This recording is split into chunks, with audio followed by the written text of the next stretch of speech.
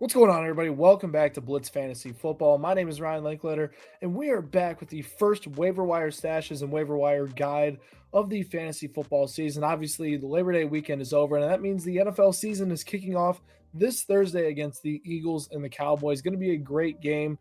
Not. I mean, that game's absolutely brutal. It's one of the worst games we've ever seen on opening day. Eagles are going to win by 2 touchdowns. Not going to be close, but that doesn't mean we can't pay attention to the waiver wire and go lock up on some players that are going to be really good over the course of the NFL season. And that's why in week one, when nobody knows much, you're going to know a lot and know which players you need to have on your roster. Let's start in Cleveland with Dylan Sampson. Sampson is one of my favorite players currently on the waiver wire right now, and it's very clear why. Quinshon Judkins still hasn't signed his contract yet for the Cleveland Browns. Who knows when that part is going to happen?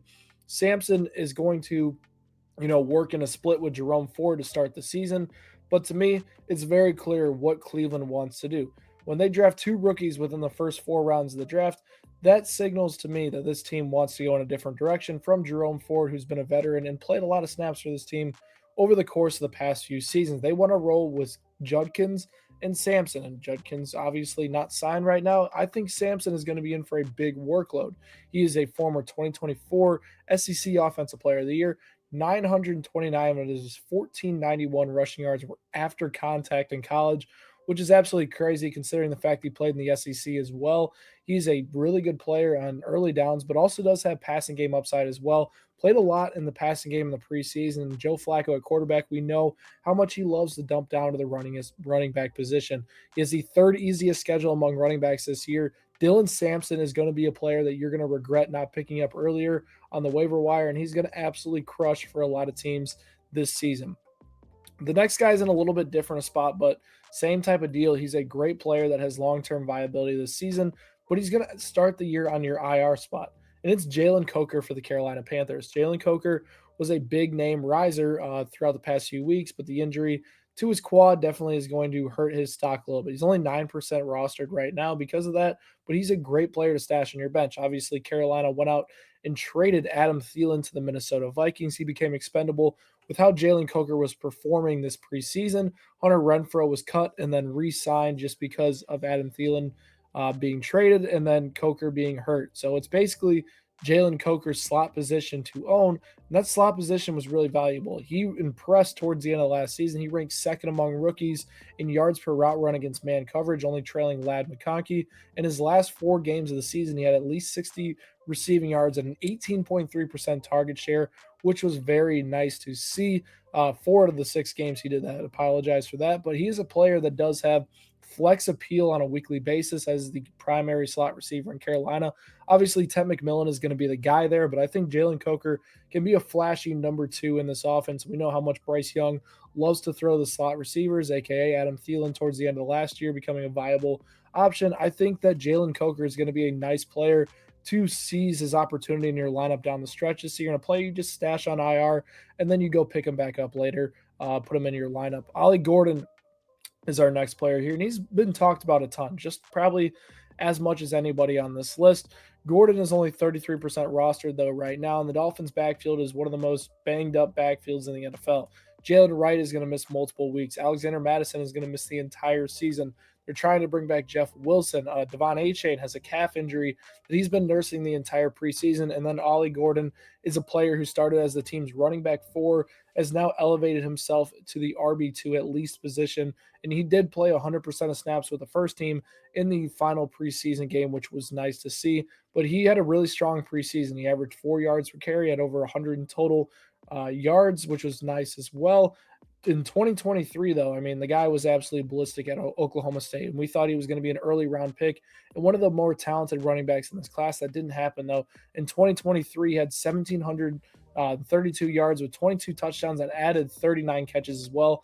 Last year was a bit of a down year, and it caused his draft stock to fall a bit, but he landed in Miami, which is a perfect spot for running backs to have really good production. And we've seen the running back 2 position in this offense be really good. Raheem Mostert 2 years ago scored 20 touchdowns alongside Devon Achane, who was very viable in fantasy football as well. So this backfield can support two strong running backs in fantasy, and Gordon's a player who's already showed that he can succeed on goal line work and short yardage, which is something Devon Achane has struggled with over the last year. So I'm interested to see if Ollie Gordon can, even with a healthy Devon Achane, work into this offense and have a role. If Devon Achane does miss any time, Ollie Gordon automatically becomes one of the best players in fantasy football because he's in a great situation for running backs to succeed with the Miami Dolphins. My next player here is Chris Rodriguez Jr., who is only 2% rostered right now, which is crazy.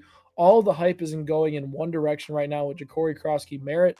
Obviously, rightfully so. The player, Ja'Cory, is an absolute superstar and was really good in college before missing time due to eligibility problems. And then the Commanders snagged him in the 7th round. Obviously, everybody knows the story from there. Right? Chris Rodriguez has been with the Commanders for quite some time and has had, pretty solid success throughout his career. He's at 3.73 yards after contact per attempt mark, which is one of the better marks among running backs. And despite a limited workload, he's been successful in that workload. And we all know that Washington is more of a plug and play system at running back. We saw last year Brian Robinson Jr., Austin Eckler, Jeremy McNichols all have success in this offense, plugging and playing in different roles. And that's what happens when you have a running quarterback like Jaden Daniels that opens things up for everybody else. And the offensive line is pretty good for run blocking as well. So it's very beneficial. Now, the early down work is something that's going to be a big battle between Bill and then Chris Rodriguez Jr. What I'm more fascinated to see is that week one betting markets actually have Chris Rodriguez as a favorite over Bill to score a touchdown. Rodriguez is at plus 160 right now. Bill is at plus 300, and that tells me a lot. It says Chris Rodriguez is likely to take a majority of the early down work in this offense or even goal line work compared to Bill. What I fully expect is more of a three-way split to start the year, but I don't want to have an opportunity where Chris Rodriguez is taking 50 to 60% of snaps on, for this team and then dominating on early down work. And he's just sitting on waivers next week and we're just in a bad spot. Chris Rodriguez Jr. can be an RB2 if he can carve out an early down work alongside Jaden Daniels for the Commanders. And it's nice to see. I don't love their fantasy schedule, but having that volume for an RB2, he makes himself a tradable piece. And if you went wide receiver heavy in your draft, Rodriguez could be a solid player in your lineup for quite some time. Chig Okonkwo is my next player, and he's only 11% rostered right now. This is the year, it feels like, where Chig is slowly trending in the right direction and finally going to find himself in a fantasy spot where he can be a starter on a weekly basis. We saw towards the end of last season, he started to perform well with 6 or more targets in 4 of his last 5 games. Now he gets an upgrade at quarterback with Cam Ward there, which is nice to see. Calvin Ridley is the only established receiving option right now. They have other veterans right now, Von Jefferson, Tyler Lockett. They're a little bit older. Alec Edelman is a nice prospect. We'll see how much he's involved, but it seems like Chig has had pretty solid involvement so far in the preseason, and I really like what we can get from him with Cam Ward at the quarterback position. Week 1 matchup is very tough, but the week 2 matchup against the Rams is the one I'm looking at. They gave up the 6th most fantasy points to tight ends last year. I think Chig is a guy that we need to be monitoring, especially for us that kind of waited to get a tight end later in drafts. I think he can be a viable option at tight end and produce for a lot of teams this year. Adam Thielen's our next guy, and he's a lot more rostered than the last few guys we mentioned, 44% rostered right now. But I love the opportunity for the Minnesota Vikings he has. This receiver room is absolutely banged up right now. We have the Jordan Addison suspended, Jalen Naylor injuries, and guys behind Jalen Naylor hurt as well. You are going to need a veteran to step in right away with a young quarterback in J.J. McCarthy. Obviously, Jettas is going to draw all the attention.